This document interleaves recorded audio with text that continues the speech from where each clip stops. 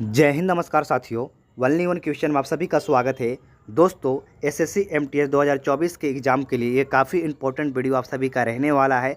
अगर आप SSC MTS का फॉर्म अप्लाई किए हैं और उसका अभी तक एग्ज़ाम नहीं दिए हैं तो इस वीडियो को ज़रूर अंत तक देख कर जाइएगा, ताकि आप सभी के एग्ज़ाम में इस वीडियो को देखने के बाद प्रश्न देखने को ज़रूर मिलेगा एग्ज़ाम हॉल में।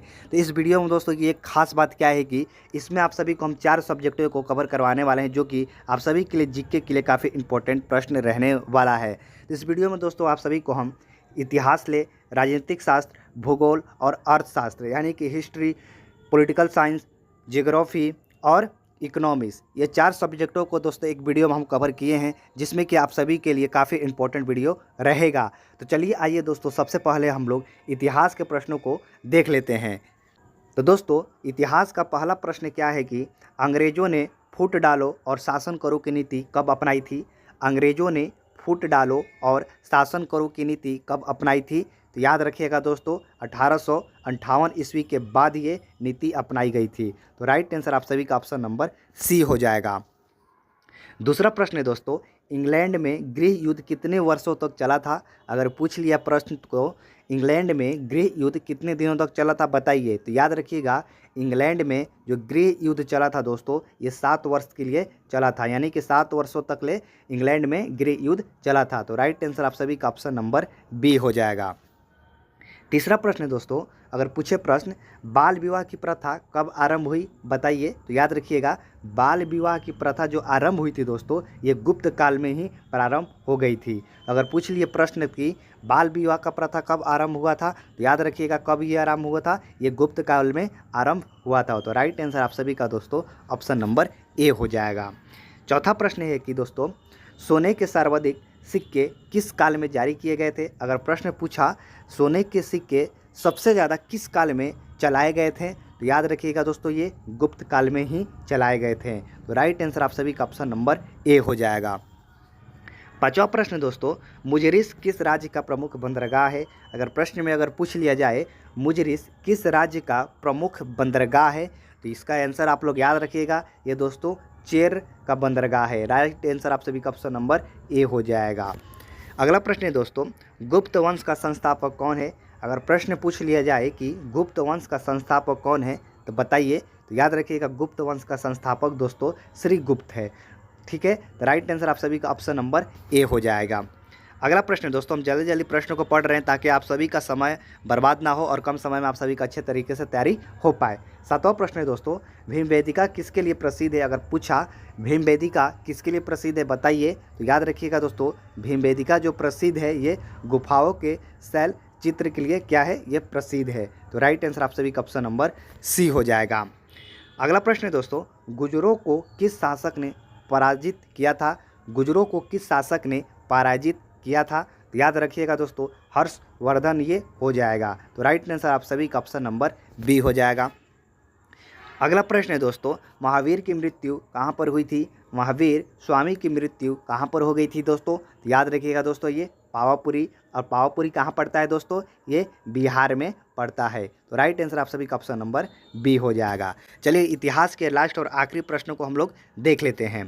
10वां प्रश्न है दोस्तों, श्रीनगर की स्थापना किस मौर्य शासक ने की थी? अगर प्रश्न में आप सभी को पूछा जाए कि बताइए श्रीनगर की स्थापना किस मौर्य शासक ने किया था, तो याद रखिएगा दोस्तों, श्रीनगर की स्थापना ये अशोक के द्वारा किया गया था। तो राइट आंसर आप सभी का ऑप्शन नंबर सी हो जाएगा। ये था दोस्तों इतिहास का जो इम्पोर्टेंट प्रश्न था, उसी वीडियो में आप सभी को हम कवर करवाए हैं, जो आप सभी के एग्जाम में पूछा जा सकता है। तो ये दोस्तों इतिहास का टॉप 10 प्रश्न था। अब चलिए आइए दोस्तों, हम लोग किसका पॉलिटिकल साइंस यानी कि राजनीतिक शास्त्र के प्रश्नों को कवर कर लेते हैं। तो पहला प्रश्न क्या है दोस्तों, भारतीय संघवाद को किसके सहकारी संघवाद कहा गया है? भारतीय संघवाद को किसने सहकारी संघवाद कहा है? अगर ये पूछा प्रश्न में तो याद रखिएगा दोस्तों, ये किसने कहा है? तो जी ऑस्टिन ने कहा है। जी ऑस्टिन ने क्या कहा है कि भारतीय संघवाद को सहकारी संघवाद कहा गया है। किसने? ये जी ऑस्टिन के द्वारा कहा गया है। तो राइट आंसर आप सभी का ऑप्शन नंबर सी हो जाएगा। दूसरा प्रश्न है दोस्तों, भारतीय संविधान की संरचना किस प्रकार की है? अगर प्रश्न में पूछ लिया जाए कि बताइए भारतीय संविधान की संरचना किस प्रकार की है, तो याद रखिएगा दोस्तों, कुछ एकात्मक है और कुछ कठोर है। ये क्या है? भारतीय संविधान की संरचना बता रहा है। कुछ एकात्मक है और कुछ कठोर है। तो राइट आंसर याद रखिएगा ऑप्शन नंबर सी हो जाएगा। तीसरा प्रश्न क्या है दोस्तों? राज्य के नीति निर्देशक तत्व किस देश के संविधान के आधार पर निर्मित किए गए हैं? राज्य के नीति निर्देशक तत्व किस देश के संविधान के आधार पर निर्मित किए गए हैं दोस्तों? तो याद रखिएगा दोस्तों, ये आयरलैंड हो जाएगा। राइट आंसर आप सभी का ऑप्शन नंबर सी हो जाएगा। चलिए चौथा प्रश्न देख लेते हैं दोस्तों। भारतीय संविधान में कुल कितने भाग हैं? अगर प्रश्न पूछे बताइए भारतीय संविधान में कुल कितने भाग हैं, तो ये आप लोग अच्छे तरीके से याद रखिएगा कि ये 22 भाग हैं। ये काफ़ी इंपॉर्टेंट प्रश्न है दोस्तों, आप सभी से पूछ लिया जाएगा। तो याद रखिएगा भारतीय संविधान में कुल कितने भाग हैं, तो टोटल कुल 22 भाग हैं। चलिए पांचवा प्रश्न देखते हैं। मूल संविधान में कितनी अनुसूचियाँ हैं? मूल संविधान में कुल कितनी अनुसूचियाँ हैं? याद रखिएगा दोस्तों, मूल संविधान में कुल 8 अनुसूचियाँ हैं। तो राइट आंसर आप सभी का ऑप्शन नंबर बी हो जाएगा। छठा नंबर प्रश्न है दोस्तों, कितने वर्षों तक लगातार बाहर रहने पर यानी कि विदेश में रहने पर नागरिकता समाप्त हो सकती है? तो याद रखिएगा दोस्तों, अगर आप विदेश में रहते हैं तो याद रखिएगा इन बातों को कि अगर आप 7 वर्षों तक ले अपने देश को छोड़कर किसी अन्य देश में रह रहे हैं तो आपका जो नागरिकता है वो दोस्तों समाप्त कर दिया जाएगा। इसलिए आप लोग समय समय पर अगर विदेश रहते हैं तो आप लोग आया कीजिए अपने मुल्क, अपने देश। तो राइट आंसर आप सभी का ऑप्शन नंबर सी हो जाएगा। 7वां प्रश्न है दोस्तों, भारत के किस राज्य में समान नागरिकता संहिता लागू है? भारत के किस राज्य में समान नागरिकता संहिता लागू है दोस्तों? तो याद रखिएगा दोस्तों, ये गोवा हो जाएगा। राइट आंसर आप सभी का ऑप्शन नंबर ए हो जाएगा। 8वां प्रश्न है दोस्तों, संसद को भंग करने के लिए कौन सी समक्ष है? संसद को भंग करने के लिए कौन समक्ष है? किसके पास पावर है? याद रखिएगा दोस्तों, अगर संसद को कोई भंग कर सकता है तो वो दोस्तों राष्ट्रपति कर सकते हैं। तो राइट आंसर आप सभी का ऑप्शन नंबर बी हो जाएगा। 9वां प्रश्न है दोस्तों, भारत की पार्लियामेंट का उद्घाटन कब हुआ था? भारत की पार्लियामेंट का उद्घाटन अगर पूछे कब हुआ था तो याद रखिएगा दोस्तों, ये 1927 ईस्वी में हुआ था। तो राइट आंसर आप सभी का ऑप्शन नंबर डी हो जाएगा। चलिए पॉलिटिकल साइंस का लास्ट और आखिरी प्रश्न हम लोग देख लेते हैं। 10वां प्रश्न है दोस्तों, भारतीय सेनाओं का सर्वोच्च सेनापति कौन होता है? भारतीय सेनाओं का सर्वोच्च सेनापति कौन होता है? ये दोस्तों आप सभी को मालूम होगा कि ये राष्ट्रपति होते हैं। तो राइट आंसर आप सभी का ऑप्शन नंबर ए हो जाएगा। चलिए जल्दी से अगला प्रश्न देखते हैं, अगले सब्जेक्ट को। तो ये दोस्तों जियोग्राफी यानी कि भूगोल के प्रश्नों को हम लोग इसमें कवर करने वाले हैं। तो दोस्तों भूगोल का पहला प्रश्न क्या है दोस्तों, निम्नलिखित में से किसे प्राकृतिक का सुरक्षा वाल्व कहा जाता है? तो याद रखिएगा दोस्तों, ये ज्वालामुखी को कहा जाता है। दूसरा प्रश्न है दोस्तों, यूरोप की एक पर्वत श्रृंखला क्या है? अगर पूछे यूरोप की एक पर्वत श्रृंखला का नाम बताइए तो याद रखिएगा दोस्तों, ये आल्प्स हो जाएगा। तो राइट आंसर आप सभी का ऑप्शन ए सही हो जाएगा। तीसरा प्रश्न क्या है दोस्तों, विश्व का सबसे बड़ा शीत मरुस्थल कौन सा है?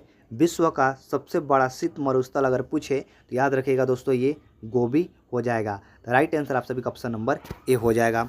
चौथा प्रश्न है दोस्तों, सहारा मरुस्थल कहाँ पर स्थित है?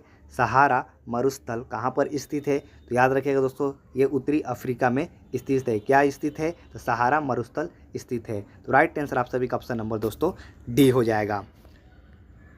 5वां प्रश्न है दोस्तों, वी आकार की घाटी कौन सी बनाती है? वी आकार की घाटी कौन सी बनाती है? तो याद रखिएगा दोस्तों, ये नदी बनाती है। तो राइट आंसर आप सभी का ऑप्शन नंबर ए हो जाएगा। चलिए छठा प्रश्न देखते हैं दोस्तों, हम जल्दी जल्दी को प्रश्न पढ़ रहे हैं ताकि आप सभी का समय बर्बाद ना हो पाए और कम समय में आप सभी का अच्छे तरीके से तैयारी हो पाए। तो छठा प्रश्न क्या है दोस्तों, ग्रेट बैरियर रीफ किस के समक्ष स्थित है?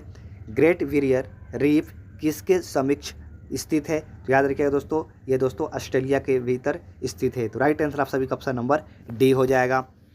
7वां प्रश्न दोस्तों, पेरिस शहर किस नदी के तट पर स्थित है? अगर पूछे पेरिस शहर किस नदी के तट पर स्थित है तो याद रखिएगा दोस्तों, ये सिंध नदी के तट पर स्थित है। तो राइट आंसर आप सभी का ऑप्शन नंबर सी हो जाएगा। 8वां प्रश्न है दोस्तों, शंकुधारी वन कहाँ पर पाए जाते हैं? शंकुधारी वन कहाँ पर पाए जाते हैं? तो दोस्तों याद रखिएगा, शंकुधारी जो वन होते हैं ये कहाँ पर पाए जाते हैं? तो ये दोस्तों शीतोष्ण क्षेत्र में पाए जाते हैं। शीतोष्ण क्षेत्र में पाए जाते हैं। तो राइट आंसर आप सभी का ऑप्शन नंबर बी हो जाएगा। 9वां प्रश्न है दोस्तों, भूमध्य रेखा के निकट किस तरह के वन पाए जाते हैं?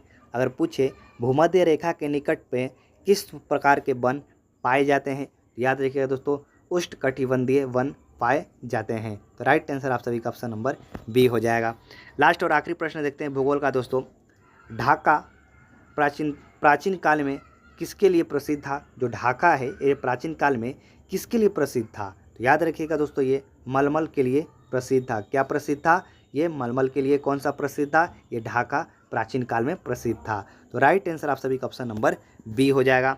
चलिए दोस्तों, लास्ट और आखिरी सब्जेक्ट को कवर करते हैं, जो है कि इकोनॉमिक्स यानी कि अर्थशास्त्र के प्रश्नों को इस वीडियो में हम लोग कवर करते हैं। तो पहला प्रश्न क्या है दोस्तों? निम्न में से कौन से देश में मिश्रित अर्थव्यवस्था पाई जाती है? तो ये आप सभी को मालूम होगा कि मिश्रित अर्थव्यवस्था हमारे भारत में ही होता है। तो भारत एक कैसा देश है? तो मिश्रित है। तो राइट आंसर आप सभी का ऑप्शन नंबर बी हो जाएगा। दूसरा प्रश्न है दोस्तों, आर्थिक विकास की व्याख्या के विभिन्न आधार कौन कौन से हैं? अगर पूछे आर्थिक विकास की व्याख्या के विभिन्न आधार पर कौन कौन सी विधि है, तो याद रखिएगा दोस्तों, ये सकल राष्ट्रीय उत्पाद हो जाएगा, प्रति व्यक्ति आय हो जाएगा, आर्थिक कल्याण का आधार हो जाएगा, और ये राइट आंसर आप सभी का ऑप्शन नंबर डी हो जाएगा। यानी कि इनमें से सभी है। तो राइट आंसर आप सभी का ऑप्शन नंबर डी हो जाएगा। तीसरा प्रश्न है दोस्तों, मानव विकास सूचकांक में भारत का क्या स्थान है? अगर पूछे मानव विकास सूचकांक में भारत का कौन सा स्थान है, तो याद रखिएगा दोस्तों 126वां स्थान है। तो right answer option number A हो जाएगा। चौथा प्रश्न है दोस्तों, भारत में राष्ट्रीय उपभोक्ता दिवस कब मनाई जाती है? भारत में राष्ट्रीय उपभोक्ता दिवस कब मनाई जाती है दोस्तों? तो याद रखिएगा दोस्तों, ये जो मनाया जाता है 24 दिसंबर को मनाया जाता है उपभोक्ता दिवस के रूप में। तो राइट आंसर आप सभी का ऑप्शन नंबर ए हो जाएगा। पांचवा प्रश्न है दोस्तों, भारत के कौन से दो राज्य खनिज तेल के अग्रणी उत्पादक हैं? अगर पूछे भारत के वो कौन से दो राज्य हैं जो खनिज तेल में सबसे ज़्यादा आगे अग्रणी हैं, यानी कि आगे हैं, तो याद रखिएगा दोस्तों, ये असम हो जाएगा, और गुजरात में क्या है? ये अग्रणी राज्य है। किसमें? तो खनिज तेल में है। तो राइट आंसर आप सभी का ऑप्शन नंबर डी हो जाएगा। वीडियो अगर आप सभी को अच्छा लगा हो तो प्लीज़ वीडियो को एक लाइक कर दीजिएगा, और चैनल पर नए हैं तो दोस्तों प्लीज़, हम बोलते तो नहीं है पर बोल रहे हैं कि चैनल को एक बार सब्सक्राइब जरूर कर लीजिएगा, ताकि दोस्तों हम लेटेस्ट वैकेंसी के ऊपर और जो भी वर्तमान में वैकेंसी आया है उस पर हम प्रैक्टिस सेट करवाते रहते हैं। इसलिए आप सभी को ये चैनल को सब्सक्राइब करना बहुत ही ज़रूरी है अगर आप सच में गवर्नमेंट जॉब की तैयारी करते हैं तो। चलिए आइए छठा प्रश्न देखते हैं, भारत में बड़ी इलायची का अधिकतम उत्पादन किस राज्य में होता है? भारत में बड़ी इलायची, याद रखिएगा दोस्तों, यहाँ पर क्या पूछ रहा है? बड़ी इलायची पूछ रहा है। अधिकतम उत्पादन किस राज्य में होता है? तो याद रखिएगा दोस्तों, ये सिक्किम राज्य में होता है। आप सभी का right answer option number A हो जाएगा। सातवां प्रश्न दोस्तों, भारत में किस राज्य में अर्ध कृषि होती है? अगर पूछे भारत में किस राज्य में अर्ध कृषि होती है, तो याद रखिएगा दोस्तों, ये केरल में क्या होता है? तो अर्ध कृषि होता है। तो right answer option number A हो जाएगा। आठवां प्रश्न है दोस्तों, कौन सा राज्य काजू का सबसे बड़ा उत्पादक है? सबसे बड़ा काजू का उत्पादन अगर राज्य पूछे तो याद रखिएगा दोस्तों, ये कौन सा हो जाएगा? ये केरल हो जाएगा। केरल में सबसे ज़्यादा काजू उगाया जाता है, यानी उत्पादन किया जाता है। तो राइट आंसर आप सभी का ऑप्शन नंबर डी हो जाएगा। नौवां प्रश्न क्या है दोस्तों, बंद अर्थव्यवस्था से आप क्या समझते हैं? अगर पूछे कि बंद अर्थव्यवस्था से आप क्या समझते हैं बताइए, 4 ऑप्शन दे देगा। याद रखिएगा, बंद अर्थव्यवस्था से जो होता है दोस्तों, आयात और निर्यात यानी कि दोनों ही बंद होता है। तो राइट आंसर आप सभी का ऑप्शन नंबर डी हो जाएगा। चलिए लास्ट और आखिरी प्रश्न को हम इस वीडियो में करते हैं दोस्तों। तो 10वां प्रश्न क्या है, भारत के राष्ट्रीय आय में सर्वाधिक योगदान क्या है? भारत की राष्ट्रीय आय में अगर पूछे सर्वाधिक योगदान क्या है दोस्तों, तो याद रखिएगा दोस्तों, ये क्या है? सेवा क्षेत्र में सबसे ज़्यादा है अग्रणी, यानी कि सबसे आगे योगदान में अगर पूछे सर्वाधिक कौन सा राष्ट्रीय आय है, तो सेवा क्षेत्र है।